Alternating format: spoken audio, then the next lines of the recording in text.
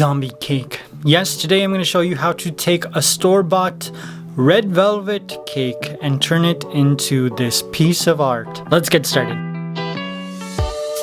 Hey everyone, welcome to Koalipops. My name is Milja Jovovich.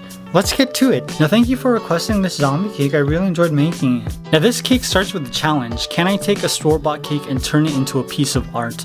The icing artist really allowed me to see store-bought cakes as a canvas. You know, you're dealing with this white sheet cake. You're free to turn it into whatever it is you see it as. I love that idea, so that's what we're doing here. Now first of all, I had to take off a lot of the decorative icing right before I cut out my zombie face shape.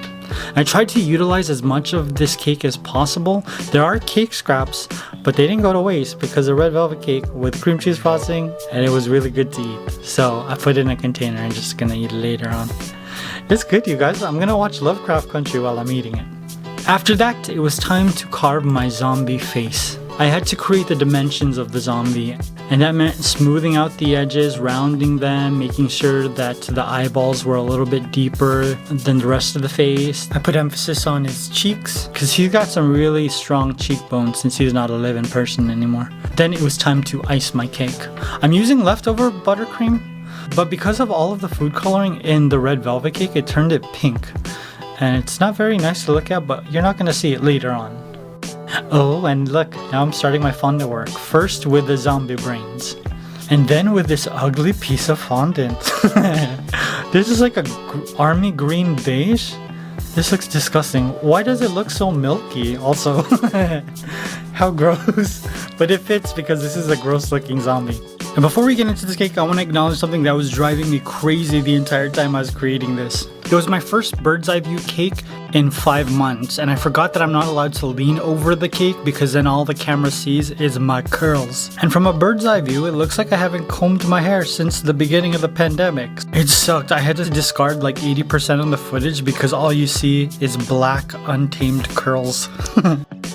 And I started to work on my zombie face, and initially I was using some soft fondant tools, but I realized that I really wanted this zombie to have a lot of texture. So along with the soft tools I was using, I also used my paring knife to give this zombie texture. I just cut into the cake a little bit just so that I could make it look like it was peeling.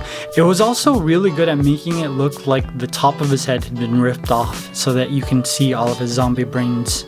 I used my paring knife probably a lot more than I initially thought, but I love the texture that it created. I'm loving the teeth, you guys. He almost has a complete grill. Somebody did knock a tooth out, however, but he's still looking pretty good with that white Colgate smile. That's gonna go away pretty soon. Now I'm adding gums with the green fondant that I used for his brains because I want the bottom of his face to look like it was ripped off, like his lips, his chin, so the only thing that's really exposed is the inside of his mouth. Then I moved on to his eyes, just blending fondant on the bottom to create some eyelids, and oh, he's looking pretty good. Okay, and then it was time to paint. So I'm just using some diluted black food coloring with magic sauce everywhere, just filling all the cracks so they look dirty. He's been walking around for ages not knowing what to do but eat people. And because the bottom of his face was ripped off, I used red and black food coloring to kind of make it look like the inside of his mouth. I'm also using red food coloring to highlight where his brain is exposed. Look at that. Oh, so gorgeous, right? Now I really wanted to emphasize his cheekbones, and so I'm adding black to make it look like his eyes are really sunken in. Or maybe he just added a little bit too much eyeshadow when he went to Sephora.